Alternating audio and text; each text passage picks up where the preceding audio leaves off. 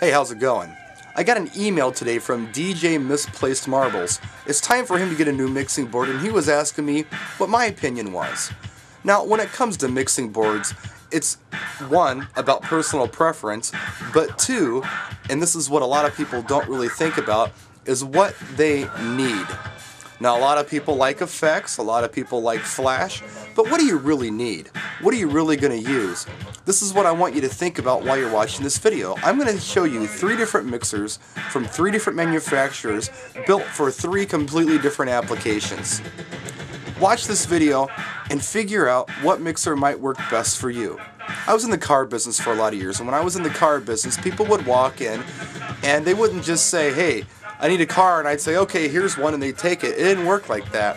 We had to ask a series of questions. How were they going to be using the car? Were they single or married? If they were married, did they have kids? How many kids? Is this vehicle going to be used by you or your entire family? What's your price range? Car, truck, SUV, minivan, motorcycle, what do you need?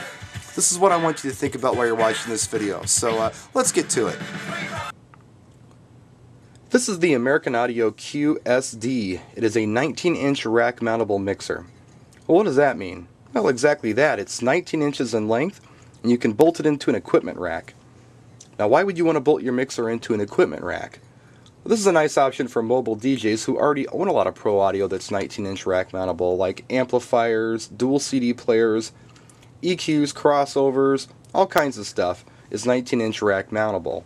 What a mobile DJ can do is they can bolt all of their gear into an equipment rack, plug it all in internally within the rack, meaning they can plug their CD players into the mixer, plug their mixer into their EQ and crossover one time and never have to do it again. It all stays plugged in within the rack and you just pick it up and carry it around with you. It's real convenient. Now, this particular mixer occupies 4 U or 4 rack spaces. Well, what's that? Well, you see this right here? This light controller is 1 U. You would take 4 of these light controllers and stack them up to occupy the space this mixer's taken up in this rack. Now, some 19-inch mixers will occupy 6 rack spaces. Some will occupy 5. Rain makes one that only occupies 1 U or 1 rack space. It's real tiny. Doesn't have a lot of options, doesn't have a lot of inputs, only has 1 mic input, but it's a small little mixer. This mixer has a total of 8 line inputs. Now, on the old mixers, the way it worked was you'd have 4 of these faders. Fader 1 would occupy phono 1 and line 1. Fader 2 would occupy phono 2 and line 2. Fader 3 would occupy line 3 and 4 and on down the line. So you really only ended up with 6 line inputs and 2 phono. Now, phono input and line inputs are different. That's another video. Anyhow, on the new mixers, your phono can be switched over to line just with a switch on the back of the mixer. So you end up with a total of 8 line inputs. Now, this particular mixer has a built-in MP3 player right here, which is a 9th source that you can use if you wanted to. No other mixer has it. This one does. It's kind of a cool feature. You also get 2 microphone inputs. Now, why would you need 8 line inputs? Well, most people don't. Most mobile DJs buy these and only occupy 2 line inputs. The reason they buy it is because it's 19-inch rack mountable. But let's say, just for fun, that you had 2 turntables, 2 CD players, a computer that occupied 2 different lines, a DVD player, and an iPod. Well, right there you've got 8 line inputs that you could plug into this at once if you wanted to. This is the Denon DN-X1500S, which is a 12-inch club mixer. Now, why a 12-inch? Why not a 19-inch? Or why not a battle mixer? Well, the reason being is because typically you don't want that extra 7 inches between your turntables when you're mixing at a club. The reason you don't want a battle mixer is because you typically need a lot of line inputs at a club. Sometimes you're running up to 3 turntables, 2 CDJs, and who knows, maybe they're running satellite TV through the mixer as well. Another nice thing about these club mixers is typically you end up with a lot of cool effects on them and balanced outputs. There's a difference between balanced and unbalanced outputs. Most 19-inch rack mountable mixers these days do have balanced outputs, which means they use Canon or XLR going out of the mixer into the amplifier instead of typical RCAs.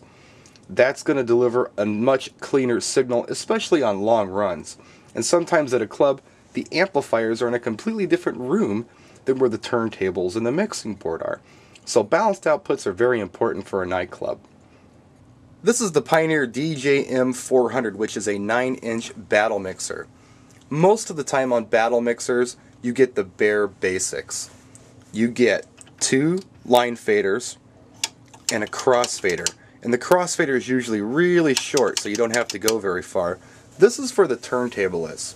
Now on most battle mixers, you can plug in 2 CDJs and 2 turntables. So you end up with 2 line and 2 phono inputs. You don't get balanced outputs. You don't even get balanced mic inputs. It's a bare basics turntablist mixer. But on this mixer you do get some cool toys. You get 7 online effects plus a sampler that you can loop with, and you get a BPM counter. So what do I look for when I'm buying a mixer? I need something that's built like a tank, has a lot of line inputs, and has pre-fade level meters. Those are the 3 most important things to me when I'm shopping for a mixer. Effects, they're not such a big deal. Balanced outputs, I don't care. I do pretty well with RCA outputs. Some people argue with me on that, but I think for really short runs like what I do, I think they're like 6-foot runs, I don't really need balanced.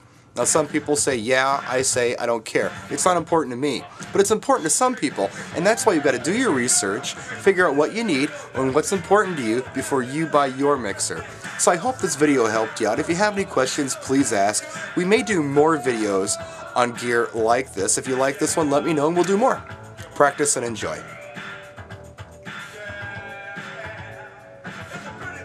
Malcolm McLaren. Love this tune.